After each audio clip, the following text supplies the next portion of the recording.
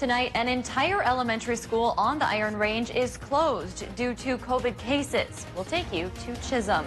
In response to that, St. Louis County health leaders are breaking down what schools can do to try and keep kids in the classroom this year. And as hunters prepare for the season, we're hearing from experts to learn if the drought is impacting the deer population. From CBS 3 Duluth, this is the CBS 3 News at 6. Good evening, I'm Kristen Bakke. Thanks for joining us. Tonight we're learning more about what went into the decision to move an entire Iron Range school to distance learning and what that could mean for other school districts in the Northland. Last night at 6, we first reported about an increasing number of COVID-19 cases and classroom transmission at the Von Steffensrud Elementary School in Chisholm. We still don't know how many cases are connected to the school, but a 14-day distance learning period will start tomorrow. CBS 3's Natalie Grant spoke to county health officials today and breaks down what goes into a big decision like this and how that process differs from last year. Kristen, the decision to close the elementary school for 14 days came at the recommendation of St. Louis County health leaders in a letter sent to the Chisholm School District Superintendent. Now, according to those St. Louis County health leaders, this school year is much different from last when it comes to COVID protocols. Last year, the state laid out clear guidelines for when students would move from in-person to distance learning. Those guidelines were based largely on community transmission rates. This year, health officials say they can make recommendations like they did in Chisholm's case, but at the end of the day, it's up to the district. It's very individualized. There are best practices put out by MDH and MDE, and they are strongly recommended and encouraged, but there are no requirements for schools to follow. Hoover added the only requirement schools must enforce is mask wearing on school buses and reporting positive cases. Otherwise, masking inside their building is up to each district. Now, health experts tell us many schools across St. Louis County had their own plans on how they would handle potential outbreaks this year, while most had those plans in place before the school year, according to county health officials. The Chisholm district approved a plan this week focused primarily on prevention, but not a specific outbreak response. Kristen? Thank you, Natalie. And we are now heading to Chisholm, where CBS 3's Abigail Smith spent the day hoping to hear from parents and school leaders about the decision to move to distance learning, something that proved very difficult to do. On Wednesday, the Von Steffensrud Elementary School announced abrupt distance learning plans amid a sharp increase in COVID cases. I spent the entire day in Chisholm. We knocked on many doors and reached out to parents on the phone and social media. All the parents I spoke with said they didn't feel comfortable talking on camera about the decision and its impact on them, saying they were afraid of community reaction and harassment. They also told us it's an adjustment they have to get used to once again. Other parents agreed to speak with us on camera and then declined later. The superintendent and other school board members also declined interviews, saying they are only following the recommendations of St. Louis County health experts. Other board members didn't respond. The Chisholm School Board chairman told us yesterday masks were optional for students and staff, and students will spend at least 2 weeks with the at-home learning format. Dave joins us now for a quick check of the weather. Dave, I hear you're watching some potential storms. Yeah, they're starting to fire off in a line from the Brainerd area up towards our neck of the woods. Stronger to the south. Potential, though, for strong weather is up to the north as well, so we all face it here tonight. At this moment, there is a tornado warning for Morrison and Todd counties just to the southwest of Brainerd, and if that line of storms holds true, it could push into the rest of our region. Central Minnesota facing a tornado watch till midnight. That may spill into our area here as the night goes on, as well as we eye up that line of storms that's running roughly from the Canadian border down towards the Brainerd region. That's the cold front sector of a low pressure system that's bringing us an 80% chance for showers and storms here tonight. And of course, embedded along that line could be some severe ones, and we're already seeing that paying off, of course, like I mentioned, to the south and to the west of Brainerd. The rest of us could follow suit as the night goes on, so we have to keep an eye on the Doppler here and keep an eye on the sky as well. Getting into the forecast then for tonight, all zones face that 80% storm chance, whether you're a Minnesotan, a Wisconsinite, or someone in the UP. Low temps will be in about the mid-50s here, so after highs in the 80s today, we will cool down as the night goes on because, of course, it's a cold front stirring up the storm, so cold colder air will follow. And that means Friday will follow up with a partly cloudy sky fairly rapidly, but a high temp of only 68. We did hit the 80s today, and I think another chance will be in just a few more minutes. Thanks, Dave. A Cloquet man is accused of punching another man to death inside a veteran's home. It happened around 2 o'clock Monday morning at the veteran's home in Cloquet. Court records show Joel Amasmaki had another person at his apartment. He says they were drinking and watching TV. Amasmaki told police they got into a fight and he eventually punched the victim twice. The victim died in the apartment. Police have not named him yet. Amasmaki later told authorities it wasn't supposed to go that way. He was charged with manslaughter today and his bail was set at $100,000. He'll be back in court later this month. Duluth police are investigating a deadly motorcycle crash. It happened around 3:30 this afternoon on Highway 23 and 121st Avenue West in the Fond du Lac neighborhood. According to police, the crash involved a motorcycle and another vehicle. Witnesses say the motorcycle rammed into the back of a vehicle that had stopped for a school bus. Police say the victim was not wearing a helmet. Their name has not yet been released. We'll bring you any new updates as they come in. Former Minneapolis police officer Derek Chauvin made a plea in court today for a case not connected to George Floyd.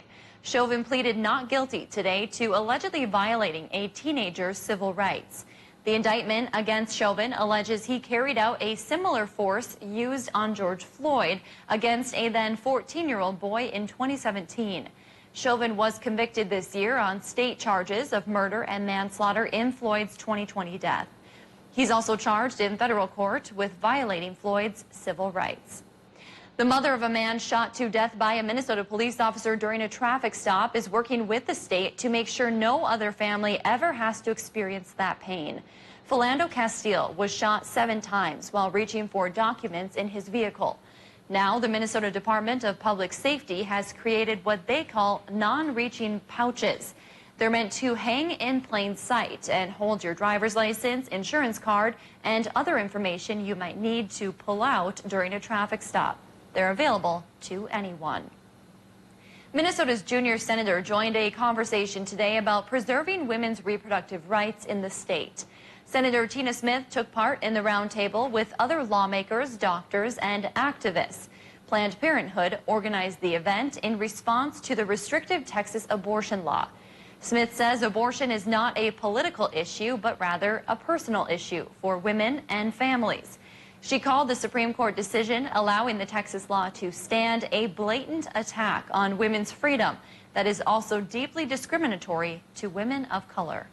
Those that will end up paying the terrible price are those that don't have the opportunity to fly to another state, to take the extraordinary means that are now required for them to exercise their constitutional choices. Smith says she supports passing the Women's Health Protection Act, which codifies Roe v. Wade as law. She says people who are pro-choice also need to organize to ensure their elected officials support women's rights. A Minnesota nonprofit is asking for help housing Afghan refugees. Lift Up is preparing to help 35 refugees arriving in the Twin Cities at the end of the month. Nonprofit leaders say men, women, and children need housing. The group is asking for donations to assist families with housing and other needs, including clothing, food, and household supplies. You can find a link on how to donate on our website. And U.S. Senator Tammy Baldwin is honoring service members killed during an attack in Afghanistan. The Democratic senator representing Wisconsin introduced a bipartisan bill. It awards the 13 American service members who lost their lives in Kabul with congressional gold medals. The attacks were carried out on August 26th by terrorist group ISIS as the U.S. was evacuating citizens at the Kabul airport. U.S. Senator Tina Smith of Minnesota also signed onto the bill. New tonight at 6, the Minnesota DNR has fined Enbridge Energy millions of dollars. The DNR ordered Enbridge to pay $3.3 million for apparently failing to follow environmental laws. According to the DNR, Enbridge breached groundwater below a layer of rock during the Line 3 replacement project. That happened near Clearbrook Terminal, located south of the Red Lake Reservation. The DNR's order requires Enbridge to implement a restoration plan to stop the unauthorized groundwater flow within 30 days. The agency has referred this matter to the Clearwater County Attorney for criminal prosecution. Enbridge responded tonight saying they're reviewing the fine. Spokespeople said they share a commitment of protecting the environment and Minnesota waters. They plan to work closely with the DNR to fix the issue. Still to come on Live Local CBS 3, Minnesota's drought has been tough on almost everything this year, but will it impact the hunting season? We'll tell you after the break. Today's high temp, thanks to a warm front, went to 82 degrees. Now a cold front is feasting on that heat and humidity, turning it into thunderstorms around our region. We'll talk about the odds of your town getting some of this action here tonight, coming up after our break. You're watching the CBS 3 News at 6 with Kristen Vaki, sports with Kelly Hinseth, and weather with meteorologist Dave Anderson on Live Local CBS 3.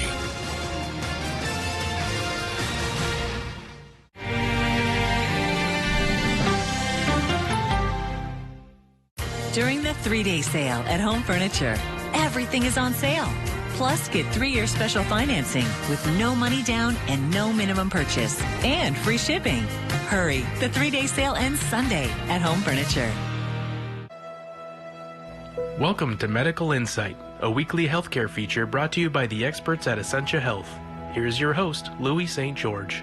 Today on Medical Insight, Dr. Brett Friday, medical oncologist at Essentia Health, explains the importance of oncology clinical trials. One of the big reasons that patients are part of clinical trials is to learn how to treat cancer better.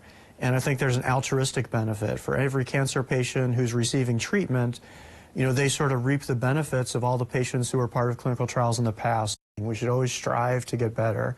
And that's what trials are. It's striving to get better. It's learning more about the cancer.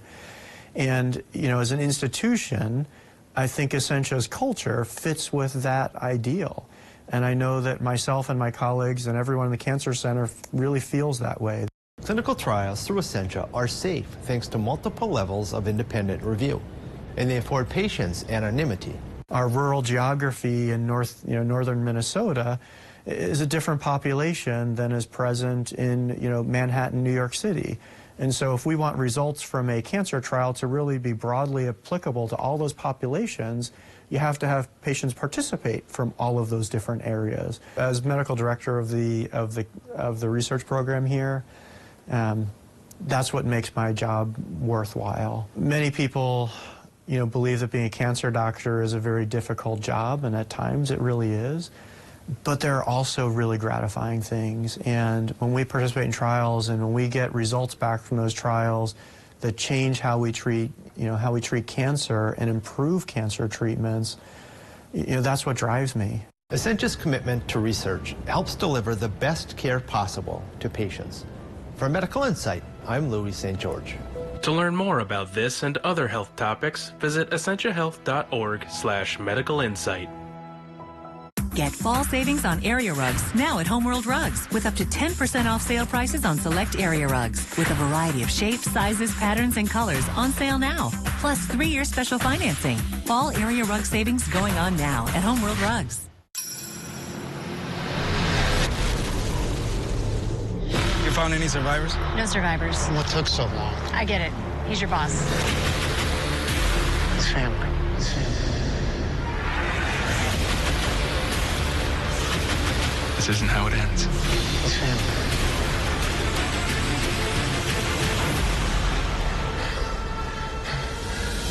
NCIS moves to Mondays. Monday at 9/8 Central on CBS. CBS 3 News is brought to you by Duluth Casino. CBS 3 Weather is brought to you by Lake Superior College. Now, the CBS 3 Duluth Weather Max forecast with meteorologist Dave Anderson.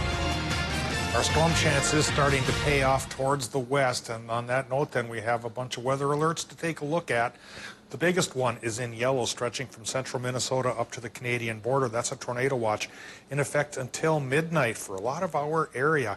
Now, embedded in that, you see towards the Brainerd region a little slice of red, and that's a tornado warning that's happening till 6:30 for that part of the world. Then there's a severe thunderstorm warning up in Aiken County towards the town of Aiken. And then you see that outline of black that follows the line of storms right now into northern St. Louis County. That's a special weather statement that says the line of storms isn't quite severe now, but they're getting there, and watch out as the night goes on. Yeah, it could be a bit of a bumpy night here before things calm down tomorrow. Current conditions quickly, 79 degrees at the airport, 54% for the relative humidity, south-southwest wind 21 miles per hour, and a low barometric pressure reading of 29.65, of course, as a low works through the area. Current temperatures, of course, you can see where the frontal boundary is coming through. We're into the 60s here for Koochiching County and parts of northern St. Louis County, and then ahead of the frontal boundary, still upper 60s, in through the 70s, and even some 80s still popping up here. So those 80s indicate warmer temperatures, heat, and humidity, good fuel for thunderstorms to be lifted up as that cold front passes. That's why the chance for the storms is 80% here tonight from that cold front. Earlier today, the warm front led the charge, and you can still see the remnants of that passing by on this Doppler loop. That brought a 1/4 inch of rain to many towns in northern Minnesota, but the other shoe is dropping, and that is the cold front that is now passing from the Canadian border down towards the Brainerd area. It's a fairly narrow band of showers and storms, and again, for our area, they're not severe yet, but could potentially get there, so you have to watch out, hence that special weather statement. So 80% chance your town in Minnesota is going to get some of this tonight, into Wisconsin as well, and even the UP before things ease up tomorrow. The low pressure system passes, the cold front passes, higher pressure from Canada comes in. We start to clear up as early as 8 o'clock in the morning in Minnesota, maybe around noon for Wisconsin and the UP. And then the calmer conditions are with us for Friday afternoon, Saturday, and Sunday. Now, temperatures in the 80s today for a lot of towns will fall into the 60s for Friday and Saturday, but will perk back up into the 80s again come Sunday. Time to take a look at how much rain could come by for this frontal passage as we go through the night. And rain totals could be pretty decent. Some towns, like I mentioned, already picked up about 1/4 inch. Another 1/3 to even a 1/2 inch, 3/4 inch plus could come down by tomorrow morning. Now, tonight, Minnesota-wise, 80% storm chance, like I mentioned, in case your town isn't getting it yet. Low temps will go 47 to 56. Wisconsin and Michigan, low temps will be in the mid to upper 50s. 80% chance for your neck of the woods to get this tonight. Then tomorrow, 50% morning rain chance for Wisconsin and the UP. Highs going to become partly cloudy fairly early for Minnesotans, with high temps only in the 60s. And the 60s will rule the roost through Saturday with sunshine. Then comes Sunday, mostly sunny and 82 degrees. In turn, that heat energy may provide enough additional lift on Monday to stir up another 50% precip chance that could stick around through next Wednesday. All right, thanks, Dave. Hunting season is right around the corner, and after a year of especially dry weather, some people are wondering what impact the drought could have on this year's hunt. CBS 3's Quinn Gorham tells us what you can expect if you're posting up in the woods. Hunters across the Northland are looking forward to the start of the season, and despite the abnormally dry conditions we've seen over the last few months, officials say to expect a fairly normal hunting season. DNR officials tell me it's always important to be conscious of drought conditions when you're out hunting, but it shouldn't change much for the wildlife. Barbara Keller with the Minnesota DNR says deer in particular are resilient and know how to handle changing conditions like this. They tend to stay close to areas with large bodies of water. While there's been a drop in water levels, many of these lakes and streams still have plenty of water for deer to drink. Keller says to expect slightly different behaviors from deer this year, as they may be drifting to new areas searching for food and water. Hunters might see that deer might be using the landscape a little bit differently than they would in perhaps other years. So they should just be more aware of where the forage and water resources are available on the landscape. Though Keller doesn't anticipate any major migrations due to the drought, she says hunters may need to do some extra scouting this year ahead of time. Keller says it's important for hunters to be mindful of local fire regulations and drought conditions, as those can have an impact when you're lighting fires and driving through the brush. All right, thanks, Quinn. Well, bow hunting season kicks off this Saturday in Minnesota, and tonight at 10, we'll hear from a local hunting shop and hear how they expect the season to go. Alexis Bass is here now with a look at what's going on in sports. Yeah, well, definitely no droughts in sports. We have quite a bit of things going on. And virtual meetings no more, a refreshing atmosphere to be in at NCHC Media Day, where players, coaches, and media finally gathered in person again. We hear from Bulldogs head coach and UMD captain, plus newly and nationally ranked number 13 Bulldogs head south to face my alma mater, the Winona State Warriors. I'll reel in sports next.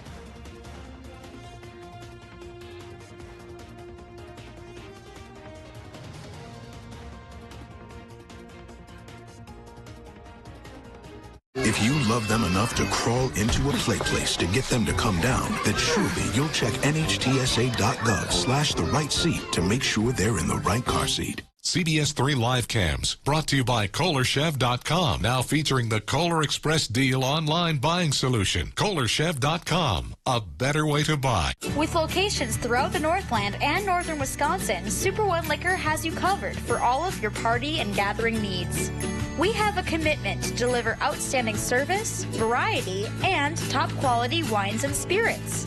And don't forget the best variety of ice-cold beer and beverages, all at the low prices you've come to expect.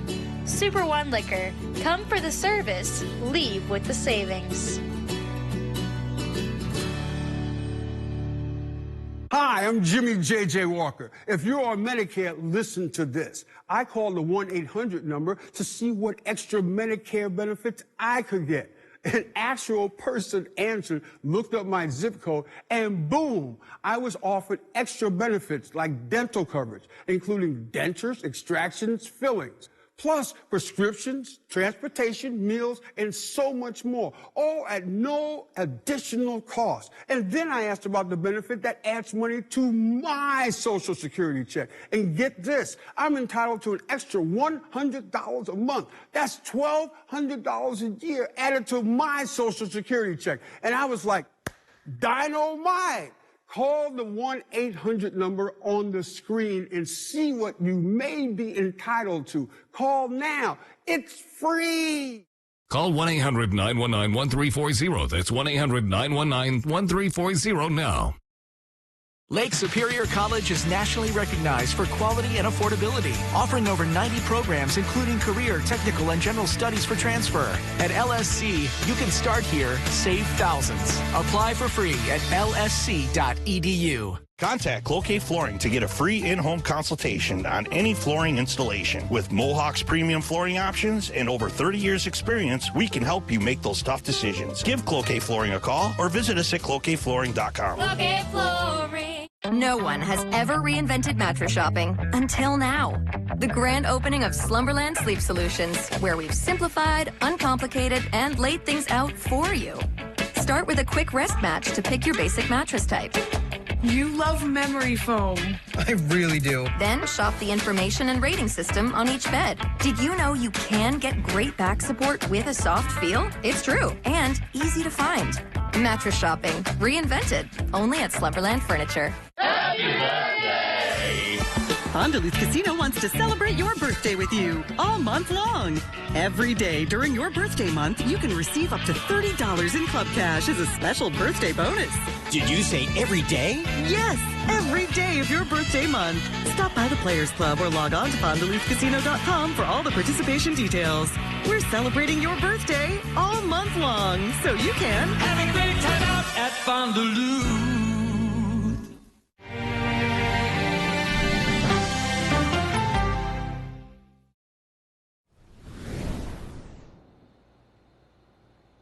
After a year of virtual meetings and interviews, it sure was nice to see some of the best college hockey programs in the country represented under one roof once again.